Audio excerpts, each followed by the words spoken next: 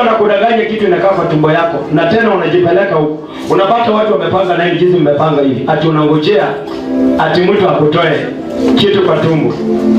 Mimi ile siku walinitupia vijiti kwa tumbo, walikuwa wachawi. Nilikuja hapa nikakutana na kipepeo. Kakipepeo kakakuja karibu na mimi, kakafanya hivi papa. Mimi nikaona hii ni kipepeo tu.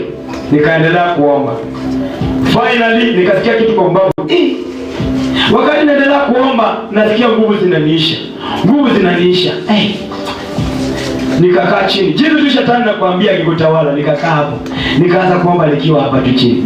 Ibada ikaisha. Kurudi kwa nyumba niligojeka. Nashukuru kwa wale wahuduma ambao walihudumu hiyo siku, hiyo wiki.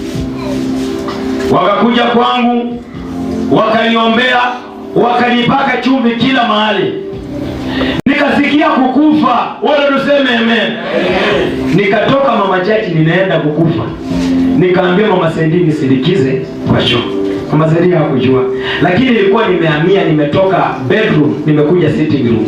Mimi nakaa sitting room. Lakini moyo wangu nilikuwa najua nitakufa. Kulingana jinsi nilikuwa nasikia. Nikatoka nikaambia mama Sendi unisindikize kwa choo. Lakini nilikuwa nimehamia sitting room. Mama Sendi akanisindikiza kwa choo. Lakini nikaambia tu mama Sendi, kanisa mlichunge tu vizuri. Ninasikia machungu, lakini nasikia kwenda kwa choo. Wale tuseme amen. Nikaambia mama Sendi, katu hapo kwa mlango. Unajua ni mchana na nimeenda kukunya. Ambia mwenzako ni mchana. Mchana unaweza ambia mtu akusindikiza kukunya. Mchana unaambia mtu kusindikiza kukunya. Hata mama Sendi sangediza mtu hapa ajue huko. Lakini alijua. Sababu kulingana jinsi alikuwa ananiangalia, alikuwa machozi inafanya kwa uso hii. Nikaenda hapo, nikasikia kitu inakuja. Usikie, hakuna mahali penye shetani atakuelezea ikose kuacha majuto hapo. Wakati nisukuma tena ikakuja nikahohora. Ambia mwenzako kuhohora. Mama mshauri kuhohora.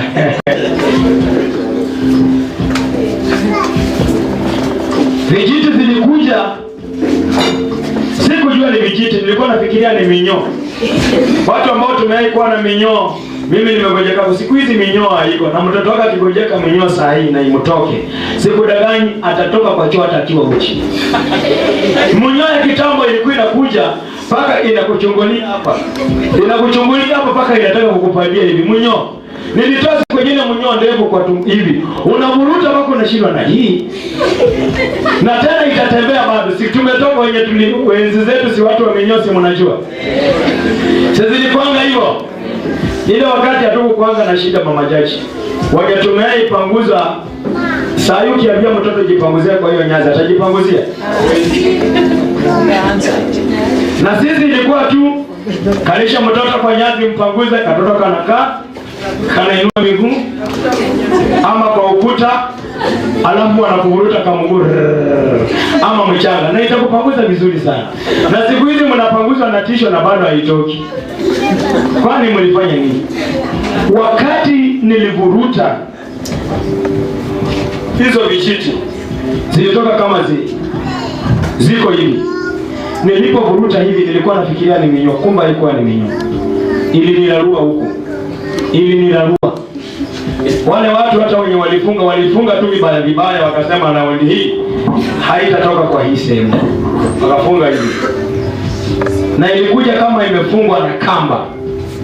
Wewe wacha mahali penye unaenda, unadanganya kuna kitu inatoka kwa tumbo yako na ionyeshi dalili. Wiki mbili mimi nikitaka kwenda kwa choo nasikia kuogopa sababu nasikia kitu yenye sio mzuri kwangu. Wewe tuseme amen. Wewe sadaka zako ulitoa mahali ambapo hapastahili. Ukaenda kwa mchawi, ukaenda kwa mganga, Mungu amekukataa. Utafanya namna gani umrudie Mungu? Utafanya namna gani uende mbele za Bwana unyenyekee? Ndio maana kisirani iko juu yako. Hata tukikemea, kuna mtu tunaweza kufanyia deliverance leo, next year tatu tumfanyie, mwaka mwingine tumfanyie, haiwezi kufunguliwa. Kwa sababu gani? Huyo mtu ameshakamatwa, anga yake imekamatwa, anatembea na mapepo. Tukisema toba, akitubu Yesu same angalia. Akisikia tu, ni wengi wako hapa. Kwanza kuna mtu akisikia ni wakati wa neno anasikia kukasirika. Ni kama sio hivyo. Hata mimi kitambo nilikwanga hivyo. Nikienda kwa kanisa nasikia wanahubiri 30 minutes. Natoka kwa naenda nje anasimama hapo anafanya lakini wache ifike wakati wa sifa. Unaona hata mwenye alikuwa amelala ameamuka. Hapo kanisa. Tutaenda na Yesu, tutaenda kweli, tutaenda. Sema tutaenda na Yesu, tutaenda. Hiyo time neno limefanya nini? Anaenda na Yesu huyo. Wewe unaona anaenda na Yesu. Sasa wewe nini nakusumbua? Haya, maandiki imesema wewe, kizazi chako, watoto wako wewe mwenyewe wameshakataliwa. Ndio maana wewe mwenyewe unalala kwa kanisa, watoto wako wanalala kwa kanisa. Hata wajukuu bado watalala kwa kanisa tu.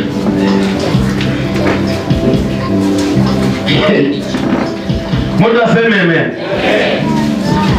Unaona mtu ambaye ni maskini, mtoto maskini akienda kuoa msichana tajiri, wanasumbuananga sana. Ukweli ama ni uongo? Na kijana maskini, kijana tajiri akioa msichana watu tajiri, kijana maskini aoe msichana watu tajiri, watamwambia usiende huko. Lakini kijana watu akioa maskini na niende tajiri, wanamwambia vitu zetu zitaishia kwa ile boma ya kina watu. Wakamba ni hivyo ama sio hivyo? Wajaluo, Wakikuyu, Waturukana, Wateso, madhabahu. Hawezi enda kwa boma ya watu ambao ni matajiri na wewe kwenu ni maskini. Watakusumbua. Hiyo ndio watakutoa ndani. Wanasema kama sio hivyo utakuwa bibi ya 4. Yaani wewe watakuonea mwanamke mwingine tena kuongezea. Hiyo roho sema nimeikataa. Kila mmoja sema nimeikataa. Sema nimeikataa. Sema nimeikataa. Yale madhabahu yanayokutesa yanastahili tu Mungu umsikilize Mungu. Ukipita mahali na usikie wanaabudu, jaribu hata kusimama hapo. Ona madhabahu mengine yenye mnafanya. Kuna watu wengine wanakwanga pale Huruma, anaweka matawi, anaweka mayai mbili, anaweka hapo chupa ya Fanta, anaweka pale chupa nyingine bila kitu, anaweka maembe hapo, anaweka hapo ndimu. Na unapata mama alikuwa anaenda kwa kanisa kama saa hii ama mchungaji amesimama hapo, amezubalia hapo. Na huyo mtu anaweka wimbo ya kanisa. Wewe ukifika hapo unasema sipiti. Na usikia tu na tiba, kuja chukua tiba ya magonjwa ya kichwa pamoja na mgongo. Wewe unasema what? Kama Mungu ndiye alileta hii. Sasa hata kama watakudanganya, mimi siku nyingine wanidanganya pale Huruma kwamba mayai inataka kufura hiyo karatasi na ilipuki. Paka mimi nikasimama tu hapo. Nikakaa hapo, anaendelea na mambo mengine. Akaanza kuuza dawa sirinji 350. Watu walinunua dawa. Na mimi niko tu niangalie ile mayai jinsi italipuka, na haikulipuka. Wale watu wako kwa biashara, wewe uko kwa zako. Si ujue Yesu ni nani? Finally wanakudanganya. Mwanadamu huwa anaishi kwa miujiza.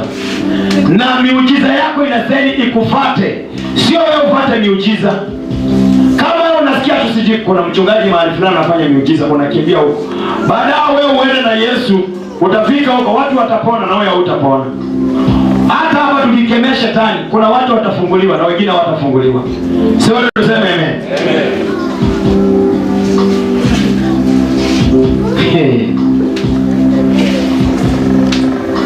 Wale watu ambao wanatoa sadaka, bora umeitwa tu sadaka yako. Ukaenda kwa mchawi, ukatoa uko sadaka. Ukaenda kwa mchungaji wa uongo, ukatoa uko sadaka. Kwa wachungaji wa uongo wanatolewa sadaka kwa nyumba. Sawa? Huyo hana madhabahu. Maandiki nasema ukuja madhabahuni pa Mungu. Wewe ulitolea sadaka yako kule nje. Sadaka yenye ulitoa sasa inakutesa. Imagine inakutesa. Imesababisha hata Mungu akikuona hivi anaona tu shida. Mungu haoni raha. Kuna watu wananuka. Kuna watu wamesukumiwa roho ni mwanamke lakini ako na roho ya kiume. Yaani huyu mtu ni mwanaume, mwanamke ukimwangalia sura yake ni mwanamke. Lakini ikifika usiku amevalisha roho ya kiume. Unaona tu mama kumejaa ndio tu hivi. Bwana akiguza mwili anaoa. Hizi maswali zote. Unajua mwanamke kwake na maswali. Ndio kweli ama sio kweli? Unaona tu kabojiki imesimama usiku hapa imefura ni kama kimewekwa pale. Tena kinasimama kinafanya usiku ta. Alafu kinarudi kinana kabojiki na nane. Ndio maana unaona wengi ndoa zinasumbua. Roho yenye walisukuma kwako sababu ya sadaka mlitoa sadaka mbaya. Mlilala watu wa kweli walilala na majini. Si maandiko imesema hivyo? Sio urudie hapo bwana. Unajua watu wanafikiria kuna watu hawajasoma. Kabochi haujaona hapo. Imesema aje? Inabali kwa mrudi nyuma kidogo. Sikiliza. Sikiliza. Iko wapi microphone? Ndio hiyo. Sikiliza. Neno la Mungu linasema kwamba wala hawatatoa tena sadaka zao wale majini ambao huwafuata ili wafanye usherati na wao. Sikia, wala hawatatoa sadaka zao kwa wale majini ambao huwafuata ili wafanye usherati nao. Kumaanisha ukitoa sadaka zako mahali penye hapastahili, yale majini yanakutembelea usiku. Ndio maana unaona kuna wengi wako na spiritual husband, wengine spiritual wife. Hawajielewi. Mtu ako na bibi kwa nyumba na anaota ako na mwanamke mwingine mwenye sio wake. Ako na mke kwa nyumba ama ni mke anaona ako na mke mwingine hapo. Analala na mizimu sadaka waliotoa ile. Tuendelee. Sheria hii itakuwa sheria ya milele kwao. Hii sheria ni sheria ya milele kwao. Sheria. Mungu akisema sheria ni kusema nini? Sheria si ni amri. Kwa kizungu sheria ni this is the law that you will follow or it will follow you all the time of your life. Endelea. Kizazi baada ya kizazi. Kizazi, sikiza tu wewe mwenye unatoa sadaka yako. Ukisikia tu mchungaji ako mahali, tukimbia hapo. Kama mchungaji amejifunga kanzu ya red anakutishia. Na sana hiyo kitu kinapatanga wa mama. Mama aende tu mahali na apate mchungaji na kanzu ya red na amwambie utatoa 20,000, la sio hivyo inaona unapoteza watoto wako wote. Mama ataenda kuuza kuku, atauza kitanda, ataenda kwa mkopa loan, atatoa hizo pesa na atapeleka kwa nyumba ya nani? Na maandiko yanasema hiyo sheria inakufuata kizazi baada ya kizazi. Wewe mwenye ulienda kwa mganga, kila mtu aonyeshe mwenzake, muulize hii alama ilitoka wapi? Muulize yeye. Jambo anasema yake ilikuwa ya ulevi. Na wewe? Hii jambo ndio baba tudanganya. Baba anasema hivyo. Yake ilikuwa ya ulevi. Wewe alama yenye uko nayo kwa tumbo yako ni alama ya nini wewe? Hiyo Mandela yako ni alama ya nini? Hii alama hiyo. Wewe mlitoa, imagine kuna mtu ambaye walienda wakanunua mshipi. Kuna mtoto tulifanyia hapa maombezi kama mnakumbuka. Huyo mama mwenye roho Mungu alikataa tusimuombe huyo. Alikuwa amefungwa ngozi. Imagine ngozi, hata sio ngozi ya ng'ombe, ni mnyama mwingine sijui walitoa wapi. Kingozi hivi bwana kimekatwa vizuri na mtoto wamemfunga hapa. Sasa mtu kama Junior ama Shadi hadi tunamfunga mkanda atengeneza kiuno. Sasa wewe unatengeneza kiuno na yeye ni kijana. Wewe mama mganga amekudanganya na fahamu mtoto wako tumtengeneza kiuno na ni kijana. Sinja unafanyia huyo dezeri kiuno iende wapi? Ndani mwanaume. Sasa huyu mtu mapepo inakanga huko. Hata wanawake wenye walifungwa hizo mikanda za kutengeneza kiuno mapepo inakaa huko. Ndio kama mtu kanakaa sherati namba kajipita kwa kila hata pasa anamuona. Mchawi anamuona. kila mtu anamuona. Alitengeneza kiuno ya giza na akatoa sadaka kizazi baada ya kizazi. Alifanya majini na nini? Usherati. Wewe unafanyanga majini na usherati, unafanya usherati na majini. Endelea kama majini.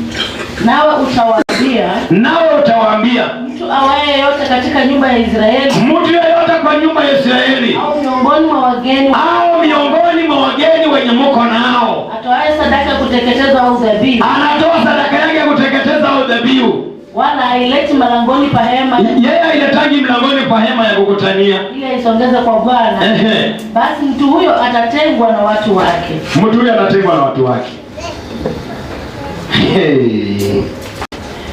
Kuna watu wako hapa na wacha aanze kuomba, wacha makamasi mtoke.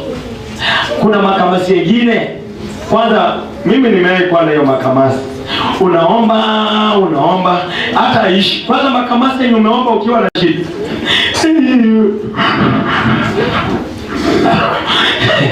Kwa muziki hiyo.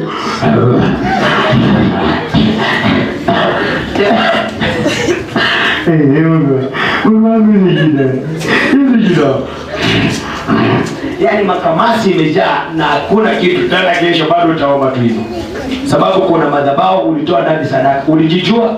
Uliza mwenzako, ulijijua? Kama wewe ni mzazi unaenda kwa mganga, unajua umepatiana kazi mingi sana kwa Mungu. Ile sadaka yenye ulitoa kwa mganga ukalala na majini bila kujijua, hiyo sadaka inastahili uitafute, urudi kwa madhabahuni, uombe msamaha. Kuna mtu ambaye anaitwa Balaam, alitaka kulaani wana wa Israeli. Balaam akamuita Balaki. Balaki akaenda mbele za Bwana. Balaam alitoa sadaka ng'ombe moja na mwana-kondoo moja. Akaenda mara ya kwanza, akarudi mara ya pili, akaenda mara ya tatu, akaenda mara ya nne. Anataka Balaki amlaanie wana wa Israeli. Na kila wakati anapoenda mbele za Mungu, Mungu anamwambia kwamba sitalaani Israeli, maana hakuna mtu ambaye atakayeroga Israeli, kwa sababu hiyo ni nchi niliyoitakasa na nikaibariki. Chochote ambacho nilikibariki hakuna atakayekilaani. Na wewe hautaki kubarikiwa, unakimbia kwa waganga. Nani atakubariki? Sema nimekataa leo. Sema leo nimekataa. Kila mmoja sema Jesus. Hiyo madhabahu ya kwenda kwa wachawi na waganga, hiyo ndio imesababisha maisha yako yanateseka. Hiyo ndio imesababisha wewe unapitia changamoto. Hiyo ndio imesababisha umedharauliwa. Hiyo ndio inasababisha unaishi kwa magonjwa. Hiyo roho, sema hiyo roho. Sema kuanzia leo. Sema hiyo roho. Sema kuanzia leo. Kila mmoja sema hiyo roho. Kuanzia leo. Sema ninaikataa. Sema fire. Kila mmoja hiyo mikono yako juu, sema Jesus. Yale madhabahu ya magonjwa, kama ulienda mahali ukaenda unaenda kuombewa, mtu akasema nataka nikuombee. Niliona wengine na kangoma, anachukua kangoma sana, waluya jioni ya kujagwa hapa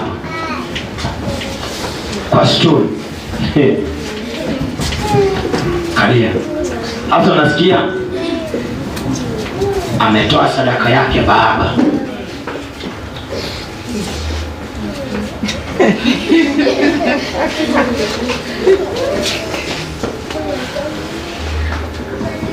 Sasa sadaka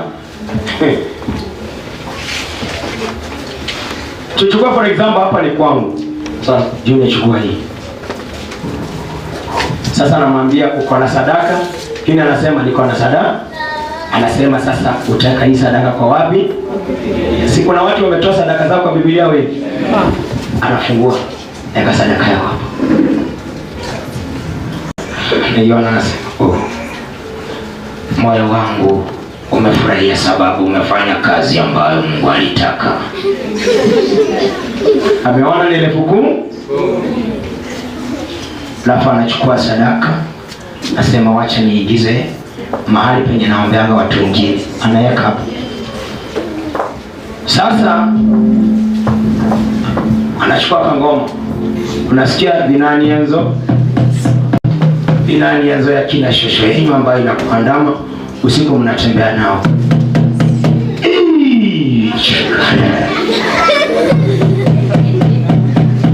Na ikamata yote ile ngozi ambayo ilitengenezwa na ng'ombe. Nimeikamata yote. Na wewe ufunge macho bwana, funga macho, mapepo inakutoka. Ai masihi. Ai malaika na matendo yetu control yourself. Ai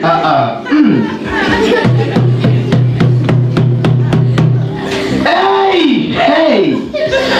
Ai papa ti. Oh, haleluya. Ninamaliza yote. Na wewe uko hapo tu, akili zako zinakwambia uko sawa. Sadaka yako uliweka kwanza kwa ngozi, na namba 2 ukaweka kwa madhabahu mabaya. Unaishi ukiteseka ukitembea barabarani na hakuna mahali penye unaenda. Leo kila mmoja sema nimeikataa. Sema nimeikataa. Sema nimeikataa. Sema nimeikataa. Hiyo kizazi ya giza, sema nimeikataa. Hiyo laana, sema nimeikataa.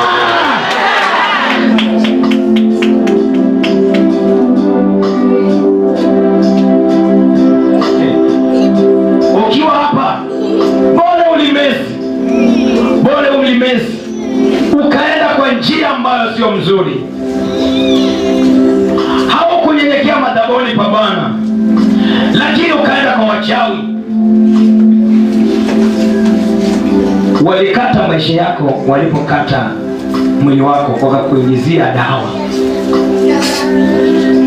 Maandiko yanasema kitovu chako hakikutiwa chumvi ulipozaliwa. Na bana tu mama ameshika kitovu yako ulimi, anatoa ndani giza kwa kitovu. Mimi nilidanganya siku nyingine, na mimi najua hata wa mama hapo. Nimewahi kutana na mchungaji Sambulio, si nimewaambia Baba Noshi, nimewahi kutana na mchungaji Sambulio. Akaniambia niko na shida, na kweli nilikuwa na uvimbe inaitwa boil hapa. Hiyo boil haikupona haraka, iliniangaisha kwa muda mrefu. Na ukumbuke ule jamaa alikuja kwa bucha penye nilikuwa nakata nyama, akanieleza kwamba nipatie nyama nusu, nikampatia. Akakuja mara ya pili, akaanza kunitolea unabii. Akaniambia mama yako naona atakuja kugonjeka vibaya sana. Nilikuwa nimebaki na mama yangu ya wakati yako amekufa. Moyo wangu nilisikia machungu. Nikaona mama yangu hatakufa. Akaniambia kuna wakati ulikuwa na boil na ilikusumbua sana. Mimi nikakumbuka ile wakati, akaniambia utakuja kwangu saa 12 jioni. Mimi nilikuwa nimeshafunga buchari ya wenyewe, nimeenda kwa mwombaji.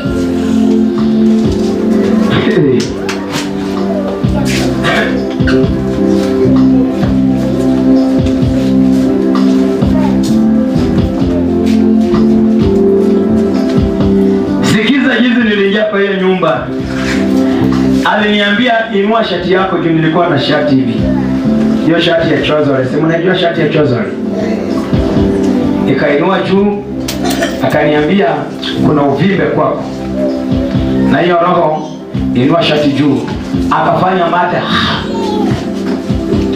Nikainua t-shirt yangu juu, hiyo shati yangu, akachora msalaba kwa kitovu. Akasema riswa. Na mimi nikasema riswa. Akatelemsha mkono hapa chini, akachora tena mata, akasema riswa. Tena mimi nikasema riswa. Akaniambia fungua mshipi. Fungua mshipi. Hiyo mapepo wakati tunakemea inaendelea kwenda wapi? Nilipofungua mshipi, akaniambia kaa kwa stool. Alikuwa na stool, sina tabu, nikakaa. Akaniambia utafanya miguu zako hivi. Nikafanya. Akashika ile sehemu akafanya hapo riswa. Akashika ile 1200 akainua hivi akasema riswa. Na mimi nikaona hapo tu sawa. Aliniombea miezi mingapi? Na kila siku anapokuja kwangu Maiku kwa kucha anachukua nyama nusu. Akikuja kila siku ni nyama, lakini jioni lazima niende kwa kanikemea uchi. Hiyo nyumba ilikuwa na watoto wasichana. Kwanza ile siku aliniambia kwamba toa tu longi, sababu ilipofika hapa aliniambia tutoa tu longi yote. Nikachukua longi, nikashika kwa mkono hivi. Na unajua sisi wanaume kutoka huko mpaka huko chini tuko na shida, si unajua? Mtu anaweza dhani ni katuni atoroke. Nikashika kwa mikono. Unajua kilichotendeka? Alipomaliza kuomba, nilipotoka kwa hiyo nyumba, na unajua wasichana wake wako watatu. Umri ya kina Senti hivi kukuja hivi ya kina Magove hivi. Mimi nilikuwa natoka tu na vaa long, nikitoka siangalii nyuma. Nikipita tu hiyo mlango mbio, sababu ni aibu ya ajabu. Wewe ndio nilisababisha Mungu akanikataa. Unajua mimi nilikuwa nimekataliwa. Popote penye ninaenda kwa kazi wakifuta watu, mimi nakuwa namba 1. Ukienda kutafuta kibarua, unakataliwa. Wakitoa mshahara, unapewa kidogo. Kuna siku nyingine tajiri alinipiga kofi sababu ninapewa notification. Na ilikuwa hiyo siku tu yenye nilikuwa nimetoka kwa mchungaji. Nimetoa huko sadaka. Wakati nimerudi kwa kupelekea tajiri pesa, tajiri aliniuliza tu, pesa gani umeleta hivi? Pesa fake umenipatia ilikuwa 1000. Alinirusha na kisu. Ya bucha kisu sharp. Nikainama. Nikapita. Ilipopita nikafikiria amenihurumia. Akajifanya tu kidogo anaendelea kuongea na watu wengine. Akajifanya tu anapita karibu na mimi. Alikuwa mtu kibonge hivi. Alinicheki tu kofi moja mpaka nikaanguka kwa kuni. Moja alikuwa mnono. Akanipiga kofi moja, nikageuka. Nikaona mlango, nikaenda. Nilitoroka ni kama yani kukimbia kutoka hapa paka Huruma. Wale ambao wanatoka nje ya Rwanda hiyo. From Bukuga paka Wamondo. Ni kama nakimbia nafikiria tu kofi nyingine itanipata nyuma. Haikuwa rahisi. Imagine nilikataliwa. Paka tajiri akaniambia hasa mshahara yako kuanzia leo itakuwa shilingi 30. Nilikuwa nalipangwa 50 bob. Wakarudisha mshahara 30. Na tena hiyo kazi yenye nilikuwa nafanya kwa butchery wakanitoa kwa butchery, nikakuwa mimi nitaushanga vyombo kwa hoteli yake, alafu mimi ndio nitaendaga kumwaga maji machafu navuka nayo barabara na ile upande ule. Na ndio nilikuwa ningali kijana. Wewe unafikiria ilikuwaje? Si ilikuwa huzuni? Si ilikuwa huzuni? Sana. Si nilikataliwa? Hata wewe umekataliwa. Ambia mwenzako nifanye nini? Jiulize tu nifanye nini? Jiulize tu nifanye nini? Ndio hata tukiomba kwa kanisa, hata tuombe, hata tuseme haya, tuinue mikono juu. Kila mtu inue mikono juu.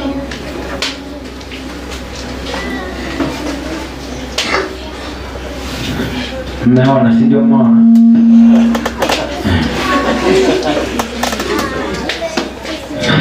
Hiyo pepo haikosangi kwa watu. Haikosangi kwa.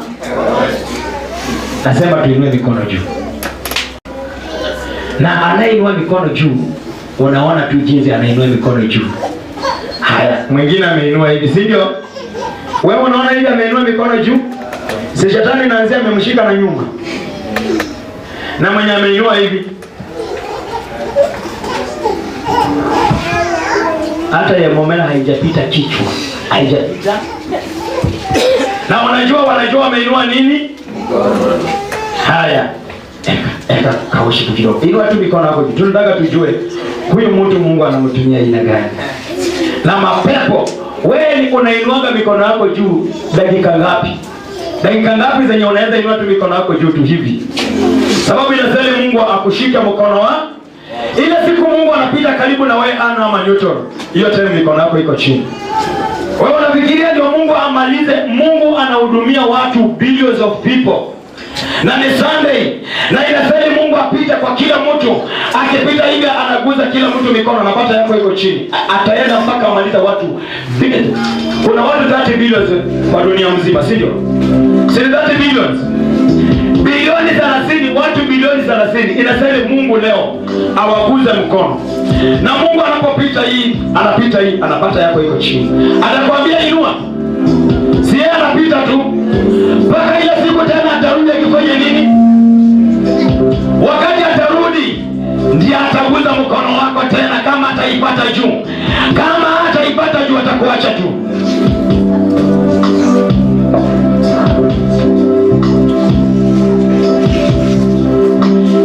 Endelea sema ninazi.